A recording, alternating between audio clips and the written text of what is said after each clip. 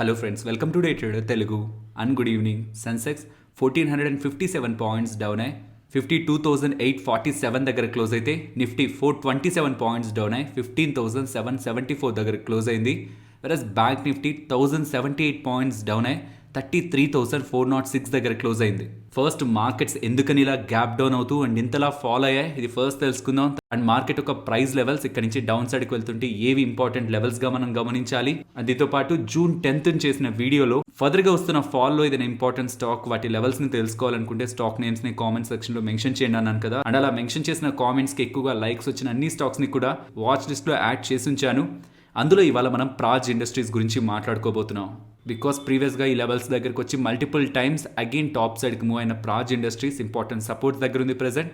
అది కూడా ఎక్స్ప్లెయిన్ చేస్తాను. సో ఫస్ట్ అయితే మార్కెట్ ఫాల్ గురించి మాట్లాడుకుందాం. ఇవాళ మార్కెట్ ఓపెన్ అయ్యే టైంకి నియర్ టు 300 పాయింట్ దగ్గరగా గ్యాప్ డౌన్ ఓపెనింగ్ అన్నట్టు ఎస్జెక్స్ నిఫ్టీ ఇండికేట్ చేసింది. అండ్ దానికి తగ్గట్టే ఓపెనింగ్ కూడా near to 324 points Nifty gap down లో ఓపెన్ అయింది. ఇవాళ వచ్చిన gap up and gap down ని పక్క నుంచండి, చాలా డేస్ బ్యాక్ నుంచి కూడా మార్కెట్ లో ఈ 2 వీక్స్ ఇంపార్టెంట్ ఫ్యాక్టర్స్ ప్లే అవబోతున్నాయి. ఇక్కడ నుంచి 2 వీక్స్ బిఫోర్ నుంచి చూస్తే first RBI meeting, next ECB meeting, తర్వాత US CPI inflation data, finally US Fed update, ఈ వీక్ వెనస్డే రాబోతున్న అప్డేట్. దాంతో important events and volatility complete అవుతుంది. అప్పటి వరకు కూడా మార్కెట్ వోలటైల్ గా ఉంటుందని ప్రీవియస్ వీడియోస్ లో మనం మెన్షన్ చేసుకుంటూ రావడం జరిగింది. ప్రీవియస్ వీడియోస్ లో మాట్లాడుకుంటున్నాం కాబట్టి ఈ ఈవెంట్స్ ఈ డేట్స్ లో ఉండబోతున్నాయి అన్న క్లారిటీ మోస్ట్ ఆఫ్ ద మన సబ్స్క్రైబర్స్కి ఉంటుంది.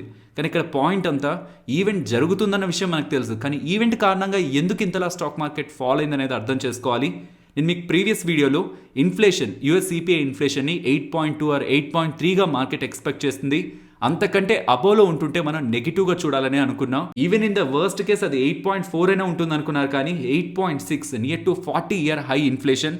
ప్రీవియస్గా ఇంత ఇన్ఫ్లేషన్ 1981లోనే యుఎస్లో కనిపించింది. ఇలా ఇన్ఫ్లేషన్ అనుకున్న దాన్ని బీట్ చేస్తూ అప్పర్ సైడ్కి వెళ్ళిపోతుండేసరికి ఇది 100% అక్కడున్న సెంట్రల్ బ్యాంక్స్ పై ఇమ్మెన్స్ ప్రెషర్ని అయితే క్రియేట్ చేస్తుంది. ఇక్కడ సెంట్రల్ బ్యాంక్స్ అనే కాదు, గవర్నమెంట్ పై కూడా అక్కడ ప్రెషర్ ఉంటుంది. ఈవెన్ ప్రీవియస్గా కూడా జో బైడెన్ గారు ఎలా అయినా మేము ఇన్ఫ్లేషన్ని కంట్రోల్ చేయాలనుకుంటున్నాం, ఫెడ్ చైర్మన్ది అండ్ నాది ఇద్దరిది కూడా ఒకే ఎయిమ్, ఇన్ఫ్లేషన్ ఎలా అయినా కంట్రోల్ చేస్తాం అనే స్టేట్మెంట్స్ తర్వాత వస్తున్న ఇన్ఫ్లేషన్ నెంబర్స్ అనుకున్న దానికంటే ఎక్స్పెక్టేషన్స్ కంటే బీట్ చేస్తూ టాప్ సైడ్ ఉంటూ ఉండడం. ఫర్దర్గా ఫెడ్ వాళ్ళ మీద ప్రెషర్ ఉంటుంది అండ్ గవర్నమెంట్ కూడా ఇండైరెక్ట్గా ఫెడ్ వాళ్ళ మీద ప్రెషర్ని క్రియేట్ చేస్తారు. కాబట్టి ప్రీవియస్ మీటింగ్స్ని ఒకసారి మీరు గమనిస్తే 50 బేసిస్ పాయింట్స్ అయినా 75 బేసిస్ పాయింట్స్కు కూడా మీరు వడ్డీ రేట్లను పెంచుతారా అని ఫెడ్ వాళ్ళని అడిగిన ప్రతిసారి లేదు మేము 75 బేసిస్ పాయింట్స్ అనుకోవట్లేదు, 50 బేసిస్ పాయింట్స్ అనుకుంటున్నాం. అండ్ అది కూడా ఇన్ఫ్లేషన్ డేటాను చూసుకుంటూ దానికి తగ్గట్టే అడ్జస్ట్మెంట్స్ చేస్తూ వెళ్తాం, కానీ 75 బేసిస్ పాయింట్స్ మేము పెంచాలి అనుకోవట్లేదు అని ప్రీవియస్గా ఫెడ్ వాళ్ళు చేసిన కామెంట్స్కి మార్కెట్స్ పాజిటివ్గా రియాక్ట్ అయ్యే ఆ టైంలో రివర్సల్ తీసుకున్నాయి. కానీ ఇప్పుడు ఇంతలా ఇన్ఫ్లేషన్ నెంబర్స్ వస్తూ ఉండేసరికి ఇక ఫెడ్ వాళ్ళ చేతుల్లో కూడా చేయడానికి ఆప్షన్స్ తక్కువగా ఉన్నాయి. కాబట్టి 75 బేసిస్ పాయింట్ హైక్ ఈ ఫెడ్ మీటింగ్లో ఉంటుందేమో అని మార్కెట్ భయపడుతూ ఇలా ఫాల్ అయింది. 75 బేసిస్ పాయింట్స్ అనేదైనా సర్ప్రైజా? ఇంతకుముందు ఎప్పుడు జరిగింది 75 బేసిస్ పాయింట్ హైక్ ఎప్పుడు తీసుకుంది ఫెడ్ అని చూస్తే బిఫోర్ మనకి రీసెంట్ ఇయర్స్లో ఎప్పుడు కూడా ఫెడ్ వాళ్ళు 75 బేసిస్ పాయింట్స్ ఒకేసారి హైక్ చేయలేదు. 2012 నవంబర్ ఐ థింక్ ఆ పాయింట్లోనే ఫెడ్ వాళ్ళు 75 బేసిస్ పాయింట్ హైక్ తీసుకున్నారు. దాని తర్వాత ఎప్పుడు ఆప్షన్ వాళ్ళు సెలెక్ట్ చేయలేదు. కానీ ఇప్పుడు వాళ్ళ చేతుల్లో ఉన్న ఆప్షన్స్ తక్కువగా ఉన్నాయి కాబట్టి 75 బేసిస్ పాయింట్ హైక్ ఉంటుందేమో అని ఇంత ఇన్ఫ్లేషన్ డేటా వచ్చిన తర్వాత ఇక వాల్ చేయడానికి కూడా ఆప్షన్స్ తక్కువగా ఉన్నాయని మార్కెట్ ఎస్టిమేట్ చేస్తూ Jeffries and most of the investment banks కూడా ఈ ఒపీనియన్ ని చెప్తూ ఈక్విటీస్ రిలేటెడ్ గా నెగిటివ్ స్టేట్మెంట్స్ చేస్తుండేసరికి ఈ వెనస్డే రాబోతున్న ఫెడ్ మీటింగ్ లో అలాంటి డెసిషన్ ఉంటుందని మార్కెట్ ముందుగానే ఎస్టిమేట్ చేస్తూ మార్కెట్ ని డిస్కౌంట్ చేసే ప్రయత్నం చేసింది. యుఎస్ మార్కెట్స్ ఒక ఫాల్ ని చూస్తే S&P 500 3%, నాస్డాక్ 3.5% దగ్గరగా లాస్ట్ ట్రేడింగ్ సెషన్లోనే ఫాల్ అయ్యాయి. సో ఇప్పుడు నేను మాట్లాడుతున్న పాయింట్కి ఈవెంట్స్ అన్ని కంప్లీట్ అయ్యాయి, మార్కెట్ ఫాల్ అయింది. ఇక్కడ నుంచి మనం మార్కెట్ని ఎలా చూడాలి? సో యూజువల్గా మార్కెట్ ఇంత షార్ట్ టైంలో యాక్చువల్గా లాస్ట్ వీక్ కూడా మనకి 600 పాయింట్స్ దగ్గరగా నిఫ్టీలో ఫాల్ కనిపించింది. 6 డేస్లో 600 ఫాల్, కానీ ఒక్క డేలోనే 420 పాయింట్స్ ఫాల్ నిఫ్టీ ఒక ఓవర్ సోల్డ్ జోన్లోకి నిఫ్టీని తీసుకువెళ్తుంది. కాబట్టి and even put call ratio కూడా 0.66 అరౌండ్ అయితే ఉంది. అండ్ ఎగ్జాక్ట్లీ ఇలాంటి సిమిలర్ కండిషన్స్ మనకి మార్చ్ 8th కూడా కనిపించాయి. మార్చ్ 8th కూడా ఈ similar type of PCR and similar type of fall ఇవంతా జరుగుతూ మనకి నిఫ్టీ 15,671 దగ్గరికి వచ్చి రివర్సల్ తీసుకుంది. యాక్చువల్గా రీసెంట్ టైమ్స్ అంతా కూడా మే 19th ఫామ్ చేసిన లో 15,775లోనే బ్రేక్ చేయదేమో అని ఒక ఎక్స్పెక్టేషన్స్ ఉంది మార్కెట్లో. బట్ ఇవాళ మేలో ఫామ్ అయిన లో, మే 19th ఫామ్ అయిన లో 15,775 అయితే బ్రేక్ అయింది. కానీ ఇవాళ తీసుకున్న సపోర్ట్ నియర్ టు మార్చ్ లో దగ్గర 15,670 అరౌండ్ సపోర్ట్ తీసుకొని అప్ సైడ్ కి అయితే మార్కెట్ మూవ్ అవుతుంది. కాబట్టి మార్చ్ 8th ఫామ్ చేసిన 15,670 లెవెల్ అబోవ్ సస్టైన్ అవుతున్నంత వరకు కూడా ప్రీవియస్ గా తీసుకున్న సపోర్ట్ దగ్గర ఈసారి కూడా సపోర్ట్ తీసుకొని రివర్సల్ ఉంటుందేమో అనే ఎక్స్పెక్టేషన్ లో మనం ఉండొచ్చు. లేదు ఆ లెవెల్ ని కూడా బ్రేక్ చేసి డౌన్ సైడ్ కి ఫాలో అవుతుంటే మాత్రం అది మార్కెట్ ని ఫర్దర్ సెల్లింగ్ ప్రెషర్ కి అయితే తీసుకువెళ్తుంది. సో 15,670 నిఫ్టీ రిలేటెడ్ గా ఇంపార్టెంట్ లెవెల్. ఇక అప్కమింగ్ ఈవెంట్స్ గురించి మాట్లాడుకుంటే యుఎస్ ఫెడ్ ఒక అవుట్కమ్ వెనస్డే వస్తుంది అండ్ దానికి మన మార్కెట్స్ థర్స్డే రియాక్ట్ అవుతాయి. అండ్ ఇవాళ మన సిపిఐ ఇన్ఫ్లేషన్ డేటా రాబోతుంది, Indian CPI inflation data. And tomorrow Indian WPI data రాబోతుంది. స్టార్టింగ్ లో మెన్షన్ చేసినట్లు మన వాళ్ళు పెట్టిన కామెంట్స్ లో చాలా కామెంట్స్ కి సిమిలర్ గా ప్రాజ్ ఉంది. అండ్ ఈవెన్ ప్రాజ్ ఈసారి ఫాలో అయిన దాంతో ఒక ఇంపార్టెంట్ సపోర్ట్ జోన్ దగ్గరికి అయితే వస్తుంది. ఇక్కడ మీరు గమనించవచ్చు ఎన్నిసార్లు ఈ సేమ్ ఎల్లో లైన్ దగ్గరికి ప్రాజ్ ఇండస్ట్రీస్ ఫాలో అయి ర్యాలీ అయిందనేది. సో ప్రీవియస్ టైమ్స్ లా ఈ లెవెల్ దగ్గరికి వచ్చి ఈసారి కూడా టాప్ సైడ్ కి వెళ్తుంది 100% అని నేను మెన్షన్ చేయట్లేదు. కానీ ప్రీవియస్ గా ఈ జోన్ దగ్గరికి మల్టిపుల్ టైమ్స్ ప్రాజ్ వచ్చి ఫ్రమ్ మే 2021 ఎప్పుడు కూడా ఈ జోన్ బిలో మనకి క్లోజింగ్ కనిపించలేదు. ఇఫ్ ఇన్ కేస్ ఈసారి ఈ జోన్ బిలో క్లోజ్ అయ్యి ఫర్దర్ గా కూడా స్టాక్ మార్కెట్ లో ఒక హ్యూజ్ సెల్లింగ్ వస్తూ ఎంటైర్ స్టాక్ మార్కెట్ లో సెల్లింగ్ ఉంటే ప్రాజ్ ఇండస్ట్రీస్ కూడా ఫాలో అవుతుంది. అలాంటి సందర్భంలో ఇఫ్ ఇన్ కేస్ ఈ 310 to 300 ఈ 10 పాయింట్ జోన్ కూడా బ్రేక్ అయ్యి down side daily candle close అవుతుంటే దెన్ బిలో 300 240 అనేది next level of important support గా అయితే కనిపిస్తుంది. సో ఇఫ్ ఎవరైనా అక్యుములేట్ చేసుకోవాలనుకున్నప్పుడు ఒకసారి చార్ట్ ని ఓపెన్ చేసి డైలీ టైం ఫ్రేమ్ పెట్టి కొంత జూమ్ అవుట్ చేశారంటే నేను ఎందుకు ఈ లెవెల్ ఇంపార్టెంట్ సపోర్ట్ అని మెన్షన్ చేస్తున్నాను అనేది మీకు అర్థమవుతుంది. సో ఒకసారి స్క్రీన్ ని పాస్ చేసి మీరు అనుకుంటున్న స్టాక్ నేను ఇక్కడ ఇంక్లూడ్ చేశానా లేదా అనేది ఒకసారి గమనించండి. ఇఫ్ ఇన్ కేస్ ఇంక్లూడ్ చేసినట్లయితే okay, if in case include చేయనట్లయితే ఒకసారి కామెంట్ సెక్షన్లో మెన్షన్ చేశారంటే ఆ స్టాక్ని కూడా ఇక్కడ నేను యాడ్ చేసి ఉంచి ఇంపార్టెంట్ సపోర్ట్స్ దగ్గరకు వస్తున్నప్పుడు నేను మీకు అప్డేట్ చేస్తాను. అండ్ ఫ్రెండ్స్, మేము పెడుతున్న ఎఫర్ట్స్ మీకు వాల్యుబుల్గా అనిపిస్తూ ఉంటే వీడియోని తప్పకుండా లైక్ చేయండి. ఫస్ట్ ఆర్బీఎల్ బ్యాంక్ గురించి మాట్లాడుకోవాలి. ఇంట్రాడే సెషన్స్లో ఆర్బీఎల్ బ్యాంక్ మోర్ దెన్ 20% దగ్గరగా కరెక్ట్ అయింది. ఉన్న రీజన్స్ని గమనిస్తే ఆర్బీఎల్ బ్యాంక్ రిలేటెడ్గా కొత్త ఎండీ అండ్ సిఇఓ బాధ్యతల్ని ఆర్ సుబ్రహ్మణ్య కుమార్ గారు తీసుకోబోతున్నారని అండ్ దానికి ఆర్బీఐ అప్రూవల్ కూడా వచ్చిందని ఎలా ఆర్బీఎల్ బ్యాంక్ వాళ్ళు ఎక్స్చేంజెస్ కి అప్డేట్ చేసిన తర్వాత మార్కెట్ ఓపెనింగ్ నుంచి కూడా హ్యూజ్ సెల్లింగ్ ప్రెషర్ అయితే కనిపిస్తుంది. దీనికి 2 రీజన్స్ ఉన్నాయి.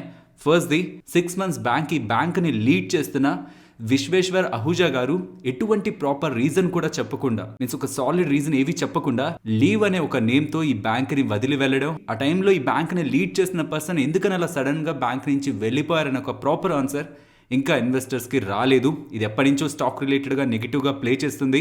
బట్ ఇవాళ పర్టికులర్లీ ఇంట్రాడే సెషన్స్లో ఇంతలా ఫాలో అవడానికి ఇప్పుడు కొత్తగా అపాయింట్ అవబోతున్న వ్యక్తి ఆర్ సుబ్రహ్మణ్య కుమార్ గారు 40 years దగ్గరగా ఈ బ్యాంకింగ్ సెగ్మెంట్లో ఎక్స్పీరియన్స్ ఉన్నప్పటికీ తను మోస్ట్లీ పిఎస్యు బ్యాంక్స్లోనే వర్క్ చేస్తూ ఉండడం. ప్రీవియస్గా Indian overseas bank, Indian bank and even Punjab national బ్యాంక్లో కూడా ఎండీ అండ్ సిఇఓతో పాటు వివిధ పొజిషన్స్ని తను చేసుకుంటూ రావడం. ఈవెన్ 40 years ఎక్స్పీరియన్స్ ఉన్న పర్సనే ఎండీ అండ్ సిఇఓగా నెక్స్ట్ 3 yearsకి బోర్డు ఎన్నుకుంటున్నా తన leadership abilities and execution skill PSU banks తరహాలోనే ఒక ప్రైవేట్ బ్యాంక్లో కూడా ఉంటున్నట్లయితే అది స్టాక్ గ్రోత్ పరంగా అంత బెటర్ కాదు అనేలా బ్రోకింగ్ అండ్ రేటింగ్ ఏజెన్సీస్ కూడా అభిప్రాయపడుతూ సిఎల్ఎస్ఏ వాళ్ళు ఈ అనౌన్స్మెంట్ తర్వాత స్టాక్ని డౌన్గ్రేడ్ చేస్తూ టార్గెట్ 130గా మెన్షన్ చేస్తున్నారు.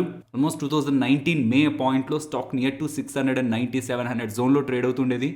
అక్కడి నుంచి కూడా various concerns and recent 6 months back కూడా ఇందాక మెన్షన్ చేశాం కదా రీజన్, సడన్ గా ఆ టైంలో కంపెనీని లీడ్ చేస్తున్న వ్యక్తి బయటకు వెళ్ళిపోతుండడం కూడా స్టాక్ ప్రైస్ అప్ సైడ్ కి వెళ్లకుండా సెల్లింగ్ ప్రెషర్ క్రియేట్ చేయడానికి ఒక నెగిటివ్ రీజన్స్ లా కనిపించాయి. ఇప్పుడు కూడా తీసుకొస్తున్న వ్యక్తి పిఎస్యు సైడే ఎక్కువ ఎక్స్పీరియన్స్ ఉన్న అతని కంపెనీని ఎలా లీడ్ చేయగలడని అనే ఒక క్వశ్చన్ మార్క్ తో రేటింగ్ ఏజెన్సీస్ డౌన్ గ్రేడ్ చేస్తూ ఉండేసరికి స్టాక్ ప్రైస్లో ఇలా సెల్లింగ్ ప్రెషర్ అయితే కనిపించింది. నెక్స్ట్ ఏషియన్ పెయింట్స్ గురించి మాట్లాడుకోవాలి. ఏషియన్ పెయింట్స్ వాళ్ళు 1% వాళ్ళు అమ్ముతున్న ప్రొడక్ట్స్ పై రేట్ హైక్ అయితే తీసుకుంటామని చెప్తున్నారు. ఈవెన్ రీసెంట్గా కూడా వీళ్ళు రేట్ హైక్ తీసుకున్నారు. సో ఫ్రమ్ మే చూస్తుంటే నియర్ టు 2% దగ్గరగా పెయింట్స్ పై ప్రైజెస్ని పెంచుతున్నట్టు. ప్రైజెస్ పెంచితే మంచిదే కదా అంటే మంచిదే, మార్జిన్స్ పెరుగుతాయి. కాకపోతే ఆలోచించాల్సింది ప్రెసెంట్ మాన్సూన్ సీజన్ స్టార్ట్ అవబోతుంది. యూజువల్గా మాన్సూన్ సీజన్లో పెయింట్స్కి లోయర్ సైడే డిమాండ్ ఉంటుంది. సో డిమాండ్ కొంత తక్కువగా ఉంటున్న సీజన్స్లో ప్రైజుల్ని హైక్ చేయడం కారణంగా ఫర్దర్ వీళ్ళ సేల్స్ వాల్యూమ్ పై ఎలాంటి ఇంపాక్ట్ ఉంటుందనేది, దట్ ఇయర్ ఆన్ ఇయర్ కంపారిజన్లో ఎలా ఉంటుందనేది అప్కమింగ్ నెంబర్స్లో మనం గమనించాల్సి ఉంటుంది. నెక్స్ట్ మెట్రోపోలిస్ గురించి మాట్లాడుకోవాలి. ఇది కూడా సోర్సెస్ దగ్గర నుంచే ఈటీ వాళ్ళ ఎకనామిక్స్ టైమ్స్ వాళ్ళు రిపోర్ట్ చేస్తున్నది. మెట్రోపోలిస్ వాళ్ళు వాళ్ళ వాటాని సెల్ చేయడానికి ప్రయత్నిస్తున్నారనేలా, అందులో ఫ్లిప్కార్ట్ వాళ్ళు, అమెజాన్ వాళ్ళు అండ్ ఇతర పీఈ ప్లేయర్స్ కూడా ఇన్వెస్ట్ చేస్తారనేలా ప్రీవియస్ గా మల్టిపుల్ టైమ్స్ మనకు అప్డేట్స్ కనిపిస్తున్నాయి. కానీ ఇప్పుడు వస్తున్న అప్డేట్ GSK వేలు ఈ కంపెనీలో అగైన్ ఎంటర్ అవడానికి ప్రయత్నిస్తున్నారని. కొంత బ్యాక్డ్రాప్ మాట్లాడుకుంటే మెట్రోపోలిస్ హెల్త్ కేర్ని స్థాపించిన వాళ్ళలో కో-ఫౌండర్గా GSK వేలు కూడా ఉన్నారు. కానీ తను 2015లో తనకున్న వాటా మెట్రోపోలిస్లో ఉన్న 37% వాటాని 900 crore సెల్ చేసి కంపెనీ నుంచి ఎగ్జిట్ అయ్యారు. దాని తర్వాత తన ఓన్ ల్యాబ్స్ని మెట్రోపోలిస్కి కాంపిటీటర్గా ఇంకొక కంపెనీని స్టార్ట్ చేశారు, న్యూబర్గ్. అక్కడి నుంచి చాలా టైం వరకు కూడా ఈ కంపెనీలో వాటాను కొనడానికి ఇంట్రెస్ట్ చూపించలేదు. కానీ ఇప్పుడు మెట్రోపోలిస్ వాళ్ళు వాళ్ళ వాటాను అమ్ముతున్నారనేసరికి అగైన్ GSK వేలు ఈ కంపెనీని కొనడానికి ఆసక్తి చూపిస్తున్నారనేలా ఎకనామిక్స్ టైమ్స్ వాళ్ళు అప్డేట్ చేస్తున్నారు. నెక్స్ట్ ఆస్ట్రా DM హెల్త్ కేర్ గురించి మాట్లాడుకోవాలి. మీరు కంపెనీని ట్రాక్ చేసినట్లయితే వీళ్ళకి ఇండియాలోనూ బిజినెస్ ఉంటుంది అండ్ ఈవెన్ గల్ఫ్లో కూడా వీళ్ళు బిజినెస్ని చేస్తూ ఉంటారు. ఎప్పటి నుంచో ఉన్న ప్లాన్ ఏంటంటే ఈ కంపెనీ రిలేటెడ్గా వాల్యూని అన్లాక్ చేయాలంటే ఇండియన్ బిజినెస్ నుంచి గల్ఫ్ రిలేటెడ్గా ఉన్న బిజినెస్ని సపరేట్ చేసి ఇండియన్ స్టాక్ మార్కెట్స్లో సపరేట్ కంపెనీగా లిస్ట్ చేయాలని. సో దట్ అప్పుడు ఈచ్ అండ్ ఇండివిజువల్ బిజినెస్కి ఫెయిర్ వాల్యూ డిస్కవర్ అవుతుంది అండ్ ఈవెన్ షేర్ హోల్డర్స్ కూడా వాల్యూ క్రియేట్ అవుతుందని ఎప్పటి నుంచో డిస్కషన్ ఉంది. అండ్ దాంట్లో భాగంగానే June 11th వీళ్ళకి ఇంపార్టెంట్ అప్డేట్ అయితే చేస్తున్నారు. వీళ్ళు కొంతమంది బ్యాంకర్స్ ని అపాయింట్ చేశారని అండ్ ఆ బ్యాంకర్స్ ఈ కంపెనీ రిలేటెడ్ ఉండే రీస్ట్రక్చరింగ్ ఆప్షన్స్ గురించి ఎక్స్ప్లోర్ చేస్తారని ఇలా అప్డేట్స్ అయితే వస్తున్నాయి. అండ్ ఇది మార్కెట్ ఎప్పటి నుంచో ఎక్స్పెక్ట్ చేసినట్లు Gulf business and Indian business separate గా చేసి ఒకవేళ మార్కెట్ లో లిస్ట్ చేసినట్లయితే వాల్యూ అన్లాకింగ్ ప్రాసెస్ లో స్టాక్ కి అడ్వాంటేజ్ అయితే ఉంటుంది. కానీ వాళ్ళ ఓవరాల్ మార్కెట్ డౌన్ సైడ్ ఉంటూ ఉండడంతో స్టాక్ కూడా నెగిటివ్గా క్లోజ్ అయింది. అండ్ నెక్స్ట్ LIC గురించి మాట్లాడుకోవాలి. LIC ఇంట్రాడే సెషన్స్లో 6% దగ్గరగా ఫాల్ అయింది. ఫాల్ రీజన్ ప్రీవియస్గా కూడా మెన్షన్ చేసినట్లు ఈక్విటీ మార్కెట్స్ ఫాలో అవుతుంటే LIC కూడా ఇంపాక్ట్ అవుతుంది. ఎంబెడెడ్ వాల్యూలో ఈక్విటీ మార్కెట్స్కి లింక్ ఉందనేలా ప్రీవియస్గా మెక్వేర్ వాళ్ళు కామెంట్స్ చేశారు. సో మార్కెట్స్ పడుతున్న టైంలో LICలో సెల్లింగ్ ప్రెషర్ ఉండడం ఇదొక ఫ్యాక్టర్. సెకండ్ది June 9th అరౌండ్ మీకు ఒక ఇమేజ్ కనిపిస్తుంది టెలిగ్రామ్లో. అది గమనించారంటే LIC IPO రిలేటెడ్గా anchors lock in date sell date 13th Juneకి మనకి కంప్లీట్ అవుతుంది. మీన్స్ ఇవాల్టికి యాంకర్ ఇన్వెస్టర్స్ ఎవరైతే LICలో ఇన్వెస్ట్ చేశారో వాళ్ళు సెల్ చేసుకునే ఆప్షన్ ఉంటుంది. కాబట్టి means anchor investors 5.92 crore LIC షేర్స్ని బై చేయడం జరిగింది. అండ్ అలా బై చేసిన వాటిల్లో నియర్ టు 71% దగ్గరగా షేర్స్ని మ్యూచువల్ ఫండ్సే కొన్నాయి. బట్ యాంకర్ ఇన్వెస్టర్స్ కి 30 day లాక్ ఇన్ ఉంటుంది. సో ఆ 30 days కంప్లీట్ అయిన తర్వాత యాంకర్ ఇన్వెస్టర్స్ సెల్ చేయాలనుకుంటే సెల్ చేయొచ్చు. కాబట్టి మేబీ ఇవాళ ఇంట్రాడే సెషన్స్ లో ఎవరైనా యాంకర్ ఇన్వెస్టర్స్ ఎగ్జిట్ అయినా అది కూడా సెల్లింగ్ ప్రెషర్కే యాడ్ చేసి ఉండాలి. ఇంకా LIC తర్వాత వచ్చిన IPOs అన్నిటికి కూడా ఆఫ్టర్ లిస్టింగ్ 30 days కంప్లీట్ అయ్యాక 50% అండ్ రెస్ట్ ఆఫ్ ద 50%ని 90 days తర్వాతే వాళ్ళు సెల్ చేయాల్సి ఉంటుంది. అండ్ వాటి డేట్ స్క్రీన్ పైన ఉంటాయి. అండ్ ఈ ఇమేజ్ మీకు 9th June 2:50 అరౌండ్ మన టెలిగ్రామ్ ఛానల్లో ఉంటుంది. నెక్స్ట్ GR ఇన్ఫ్రా గురించి మాట్లాడుకోవాలి. ఇంట్రాడే సెషన్స్ లో స్టాక్ 9% దగ్గరగా డౌన్ అయింది. దీనికి రీజన్స్ ఇవ్వంటూ GR ఇన్ఫ్రాపై CBI రైడ్ జరిగింది. And even national highway authority of India వాళ్ళకు కూడా లంచాలు ఇస్తుండగా ఈ కంపెనీ ఒక ఎంప్లాయీస్ ని కూడా పట్టుకున్నారనేలా ఫైనాన్షియల్ ప్లాట్ఫామ్స్ లో డేటా పబ్లిష్ అవుతుండడం అండ్ దీని రిలేటెడ్ గా ఉన్న NHAI అఫీషియల్స్ ని and GR infra project officials ని కూడా అరెస్ట్ చేశారనేలా CNBC TV18 వాళ్ళైతే రిపోర్ట్ చేస్తున్నారు. అండ్ ఈవెన్ వీళ్ళ ఎంప్లాయీస్ ని అరెస్ట్ చేయడాన్ని కూడా GR ఇన్ఫ్రా వాళ్ళు కన్ఫర్మ్ చేస్తూ ఇంకా డీటెయిల్స్ రావాల్సిందా, డీటెయిల్స్ వచ్చాక అప్డేట్ చేస్తామని GR ఇన్ఫ్రా వాళ్ళు కూడా కన్ఫర్మ్ చేయడం జరిగింది. నెక్స్ట్ నజారా టెక్నాలజీస్ గురించి మాట్లాడుకోవాలి. నజారా టెక్నాలజీస్ వాళ్ళు ప్రీవియస్గా బోనస్ని ప్రకటించారు కదా.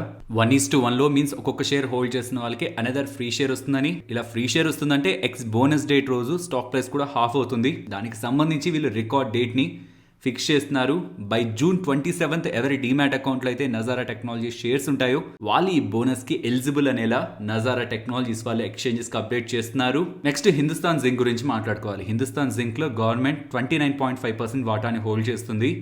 ఆ మొత్తాన్ని కూడా సెల్ చేసి నియర్ టు 38,000 crore దగ్గరగా గవర్నమెంట్ రైజ్ చేయాలనుకుంటుందని అప్డేట్ చేయడంతో ఒక టైంలో స్టాక్ పాజిటివ్గా రియాక్ట్ అయింది. బికాస్ ఇది ప్రైవేట్ వాళ్ళ చేతుల్లోకి వెళ్తుంది అండ్ కంపెనీ ఫాస్ట్గా గ్రో అవుతుందని.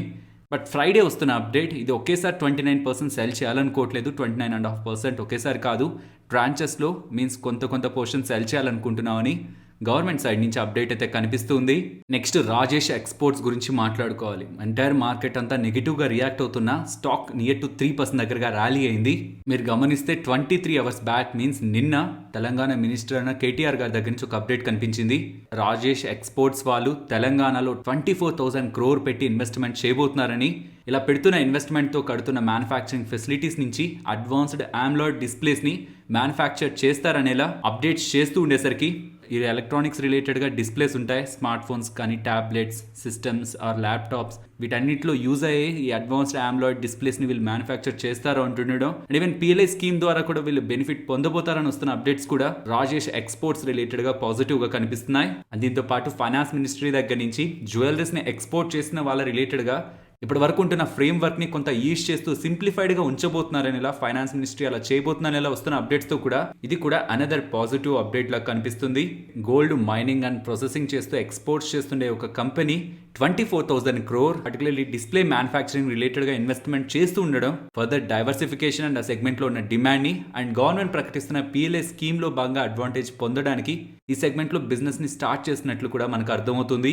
ఇది ఇండియాకి సంబంధించిన first display manufacturing unit. Next IRCTC గురించి మాట్లాడుకోవాలి. ఐఆర్సిటీసీ వాళ్ళు మెన్షన్ చేస్తున్నది ప్రెసెంట్ ఆన్లైన్ టికెటింగ్ 82% దగ్గరగా ఉందని అండ్ అప్కమింగ్ టైమ్స్లో ఇంకొక 2 to 3% దగ్గరగా ఆన్లైన్ టికెటింగ్ ఇంకా పెరగడానికి పాసిబిలిటీ ఉందని కంపెనీ రిలేటెడ్ ఉన్న అన్ని బిజినెస్ డివిజన్స్ కూడా లైక్ ఆన్లైన్ టికెటింగ్ కానివ్వండి, క్యాటరింగ్ కానివ్వండి, టూరిజం రిలేటెడ్గా ఉండే బిజినెస్, రైల్, నీర్, ఈ సెగ్మెంట్స్ అన్నిటిలో కూడా బెటర్ గ్రోత్ కనిపిస్తుందని ఇలా ఐఆర్సిటీసీ వాళ్ళు మెన్షన్ చేస్తూ ఈ ఫైనాన్షియల్ ఇయర్కి రెవెన్యూసే 3,000 crore టార్గెట్ పెట్టుకుంటున్నట్లు ఐఆర్సిటీసీ వాళ్ళు అప్డేట్ చేస్తున్నారు. 3,000 crore ఇయర్కి రెవెన్యూ టార్గెట్ పెట్టుకుంటున్నారంటే మరి ప్రీవియస్ ఇయర్స్లో ఐఆర్సిటీసీ వాళ్ళ రెవెన్యూస్ ఎలా ఉన్నాయి, సేల్స్ ఎలా ఉన్నాయి అనేది మీరు స్క్రీన్ పైన గమనించవచ్చు. నెక్స్ట్ నిఫ్టీ అలాగే bank Nifty support and resistance present ఉన్న లెవెల్స్ నుంచి డౌన్ సైడ్కి ఫాలో అవుతుంటే 15,720 అండ్ ఆబిలో 15,670. నేనైతే 15,670ని ఇంపార్టెంట్ లెవెల్గా గమనిస్తున్నాను బికాస్ March 8th లో అది. ఆ టైం నుంచి నిఫ్టీ అండ్ బ్యాంక్ నిఫ్టీలో సిగ్నిఫికెంట్ రికవరీ కనిపించింది. ఈసారి ఆ లెవెల్ని కూడా రెస్పెక్ట్ చేయక డౌన్ సైడ్కి వెళ్తుంటే దెన్ ఫర్దర్ బేరేజ్గా మనం చూడాల్సి ఉంటుంది. కాబట్టి సపోర్ట్, ఇంపార్టెంట్ సపోర్ట్ అయితే 15,670. ఇక్కడ నుంచి టాప్ సైడ్కి వస్తుంటే 15,860 and above 15,980. And bank Nifty support 33,290 and ఆ బిలో 32,960. ఇవాళ మీరు గమనిస్తే ఆ 33,920 దగ్గరే చాలా వరకు కన్సాలిడేట్ అయ్యి ఒక టైంలో బ్రేక్ అవుతున్నా వితిన్ 30 minutes అగైన్ ఆ లెవెల్ అబోవ్కి బ్యాంక్ నిఫ్టీ వచ్చే ప్రయత్నం చేసింది. కాబట్టి ఇక్కడ నుంచి ఫాలో అవుతున్నప్పుడు కూడా ఇది ఒక ఇంపార్టెంట్ సపోర్ట్గా గమనించవచ్చు. And resistance 33,675 and above 33,940. And friends, option చైన్లో ఇంత గ్యాప్ డౌన్ అయ్యి ఇంత వోల్టాలిటీ ఉన్నప్పుడు ఆప్షన్ చైన్ డేటాని గమనించకపోవడం బెటర్. ఫైనలీ ఇది ఫ్రెండ్స్ మన వీడియో. నచ్చిందా? నచ్చితే మన వీడియోని లైక్ చేయండి ఫ్రెండ్స్. అండ్ ఈ వీడియో మన వాళ్ళకి యూజ్ అవుతుంది అనుకుంటే తప్పకుండా షేర్ చేయండి. అండ్ మన ఛానల్ని సబ్స్క్రైబ్ చేయనట్లయితే ఛానల్లో ఉన్న కంటెంట్ని గమనించండి. ఇఫ్ ఆ కంటెంట్ మీకు యూజ్ అవుతుంది అనుకుంటే ఛానల్ని సబ్స్క్రైబ్ చేసి పక్కనే ఉన్న బెల్ ఐకాన్ క్లిక్ చేయండి. మరొక ఇంట్రెస్టింగ్ వీడియోతో మళ్ళీ మీ ముందుకు వస్తాను. అంతవరకు టేక్ కేర్. జై హింద్.